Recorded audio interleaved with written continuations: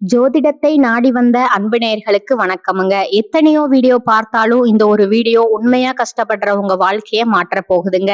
அப்படி என்ன இந்த வீடியோல இருக்குன்னு தெரிஞ்சுக்கிறதுக்கு முன்னாடி நம்ம சேனலை முதல் முறையா பாக்குறவங்களா இருந்தா சப்ஸ்கிரைப் பண்ணிக்கோங்க. பெல் பட்டனையும் கொடுத்து ஆல் அப்படிங்கிற ஆப்ஷனை சூஸ் பண்ணி வச்சுக்கோங்க. அப்பதான் நாங்க போடுற ஒவ்வொரு பதிவும் உங்ககிட்ட வந்து சேருமுங்க. எப்பவுமே ஒரு நல்ல விஷயத்தை தொடங்குவதற்கு முன்னாடி எம்பெருமான் முருகனை மனதார வேண்டிக்கோங்க. நீங்களும் நான் சொல்ற மந்திரத்தை சொல்லிக்கிட்டு கமெண்ட் பாக்ஸ்ல ஒரு கமெண்ட் பண்ணிடுங்க. ஓம் முருகா சரணம், ஓம் முருகா சரணம், ஓம் முருகா சரணம். வணக்கமுங்க. துளாராசிக்கோட கிரகநிலை எப்படி இருக்குதுன்னு பாக்கலாங்களா? சுகஸ்தானத்துல சூரிய பகவானும் செவ்வாய் பகவானும் புதன் பகவானும் சுக்கிர பகவானும் இருக்கிறாங்கங்க. பஞ்சமஸ்தானத்துல சனி பகவானும் ராகு பகவானும் இருக்காங்க. பாக்கியஸ்தானத்துல குரு பகவான் வக்ர நிலையில இருக்கிறாருங்க. லாபஸ்தானத்துல கேது பகவான் இருக்கிறாங்கங்க.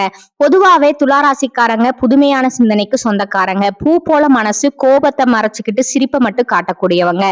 எடுத்த காரியத்தை எப்படியாவது முடிச்சிடணும் அப்படிங்கிறதுக்காக கஷ்டப்பட்டு போராடக்கூடியவங்க. நல்லது கெட்டதை முழுசா தெரிஞ்சவங்க. சுக்கிர பகவான ராசி அதிபதியா கொண்டவங்க. ஒருத்தன் வாழ்க்கையில கொடிக்கட்டி பறக்கிறான்னா அவனை பாக்குறவங்க எல்லாருமே அவனுக்கு என்னப்பா சுக்கிர உச்சத்துல இருக்கார் அப்படின்னு தான் சொல்லுவாங்க. என்னதான் சுக்கிரனை ராசி அதிபதியா கொண்டிருந்தாலும் எதுக்குங்க இவ்வளவு கஷ்டம்? குறிப்பாக பணத்துல அதிகமா நெருக்கடியை சந்திக்கிறது யாருன்னு பாத்தீங்கன்னா அது முழுக்க முழுக்க நீங்க மட்டும்தாங்க. இதற்கு காரணம் உங்களுடைய குணங்கள் தான். எல்லா இடங்கள்லயும் நேர்மையும் உண்மையும் மட்டுமே நம்பக்கூடியவங்க நீங்கங்க. உங்களுக்கு சொந்தமோ பந்தமோ அது தப்புனா தப்பு, வெட்டு ஒண்ணு துண்டு ரெண்டுன்னு பேசக்கூடியவங்க நீங்கங்க.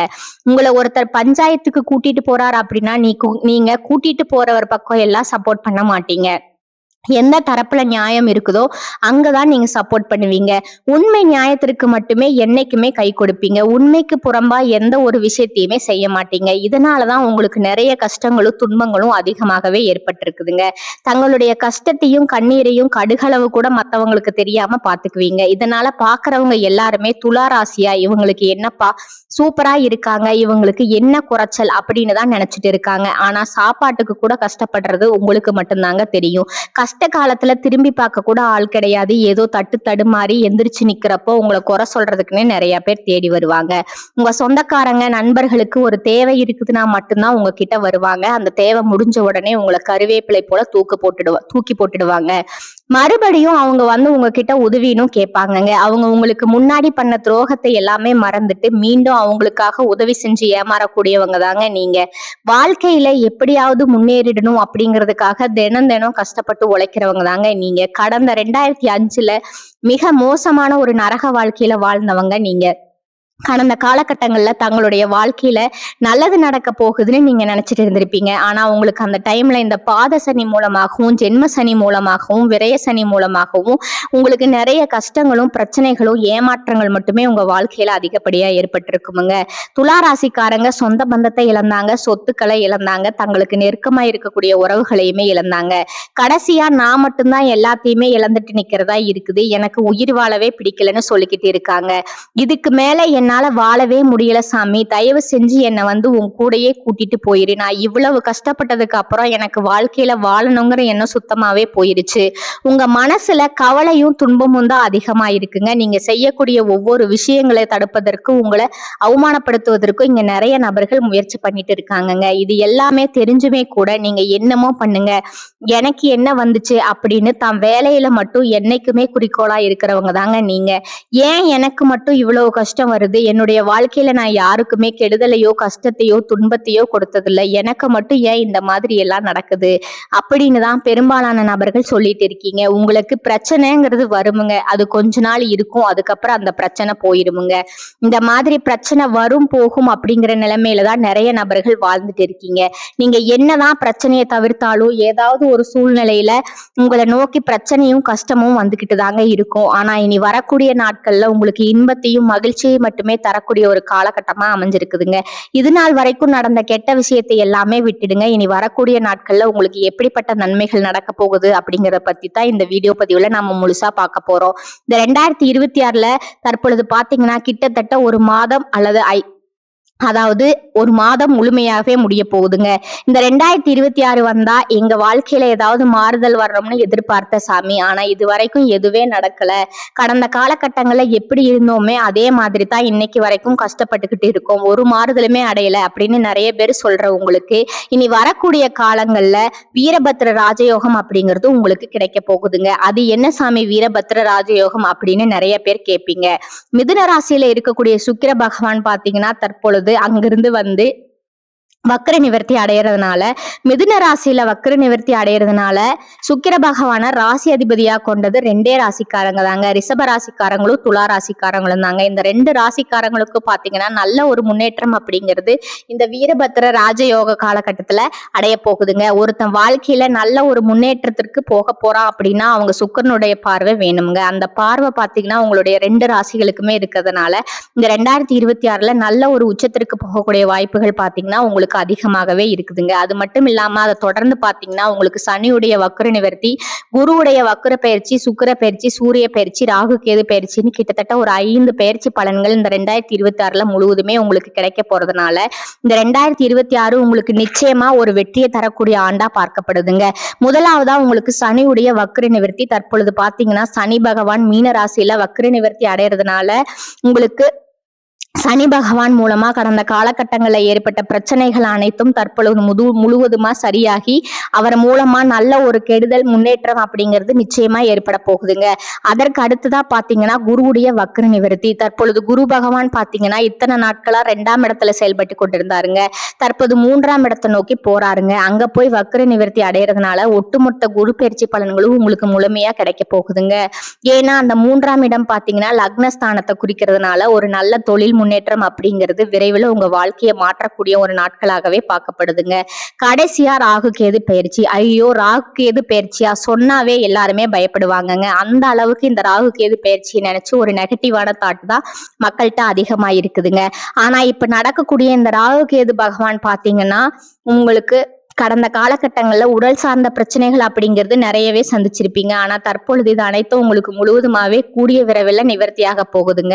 கடந்த காலகட்டங்கள்ல நல்ல ஒரு வேலைங்கிறது கிடைச்சிருக்காது. ஏதோ ஒரு கிடைக்கிற வேலைக்கு ஒரு 10,000 ரூபாய் சம்பளத்துக்கோ 15,000 ரூபாய் சம்பளத்துக்கோ பிடிக்காத ஒரு வேலையை குடும்ப கஷ்டத்துக்காக வேற வழியே இல்லாம செஞ்சுட்டு இருந்திருப்பீங்க.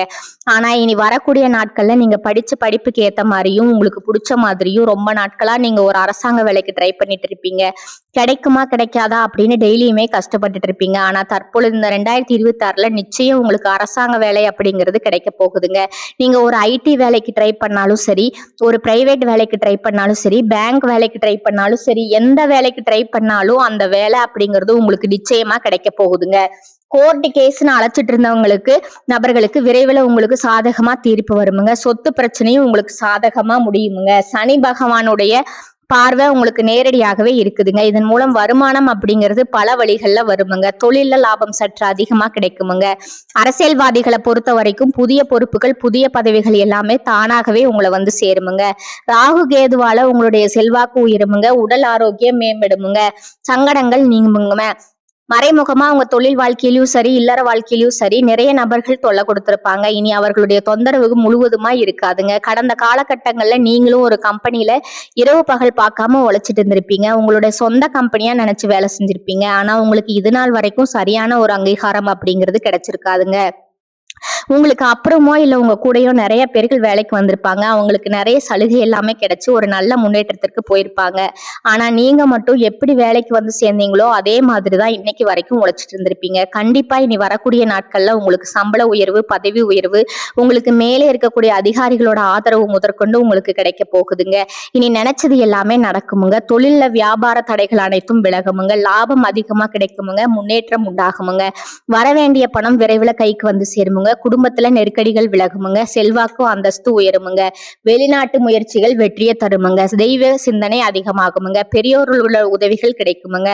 உறவில் இருந்த சண்டை சச்சரவு முழுவதுமா விலகுமுங்க. புதிய நண்பர்கள் உங்களுக்கு உதவி செய்வாங்க. தொழில ஏற்பட்ட நெருக்கடிகள் நீங்குமுங்க. முடங்கி கிடந்த நிறுவனங்கள் மீண்டும் இயங்குமுங்க. வியாபாரத்துல எதிர்பார்த்த லாபம் கிடைக்குமுங்க. புதிய தொழில் தொடங்கக்கூடிய முயற்சிகள் கண்டிப்பா உங்களுக்கு வெற்றியை தரும். கடந்த காலகட்டங்கள்ல திருமண நிலை அப்படிங்கிறது உங்களுக்கு நிறைய பிரச்சனையும் சிக்கலையும் சந்திச்சிருப்பீங்க. ஆனா இந்த 2026ல விரைவில் இங்க ஆண்களா இருக்கட்டும் இல்ல பெண்களா இருக்கட்டும் விரைவில் திருமணம் அப்படிங்கிற வாழ்க்கைக்குள்ள அடியெடுத்து வைக்க போறீங்க. வாழ்க்கை துணை இழந்த நபர்களுக்கு இந்த 2026 நல்ல ஒரு சிறப்பான ஆண்டாக அமைய போகுதுங்க. காதலிப்பவர்களுக்கு இந்த 2025 விட இந்த 2026 நல்ல ஒரு மாற்றத்தை தரக்கூடிய ஒரு ஆண்டாக பார்க்கப்படுதுங்க. அது மட்டும் இல்லாம குழந்தை பாக்கியத்திற்காக இங்க துளராசினியர்கள் பாத்தீங்கன்னா, எங்களுக்கு மேரேஜ் ஆகி 3 வருஷம் ஆகுது, 5 வருஷம் ஆகுது, 8 வருஷம் ஆகுது, நாங்களும் போகாத ஹாஸ்பிட்டல் இல்ல, பார்க்காத ட்ரீட்மெண்ட் இல்ல, வாரத்துல 3 நாள் கோவில் வழிபாடு செஞ்சுட்டு வந்துட்டு இருக்கோம், ஆனா எங்களுக்கு குழந்தை பாக்கியமே இல்ல சாமி அப்படின்னு நிறைய பேர் சொல்றீங்க. கண்டிப்பா வரக்கூடிய ஒரு 6 மாதத்துக்குள்ள விரைவில் உங்களுக்கு உடல் சார்ந்த பிரச்சனைகள் அனைத்தும் முழுவதுமா நிவர்த்தியாகி நிச்சயம் உங்களுக்கு குழந்தை பாக்கியம் அப்படிங்கிறது விரைவில் உண்டாகுமுங்க. இனி வரக்கூடிய நாட்கள்ல கடினமான காரியத்தையும் சுலபமா செஞ்சு முடிப்பீங்க. உங்க எளிமையான பேச்சு திறமையால நீங்க அனைவரையுமே கவர்ந்து இருப்பீங்க.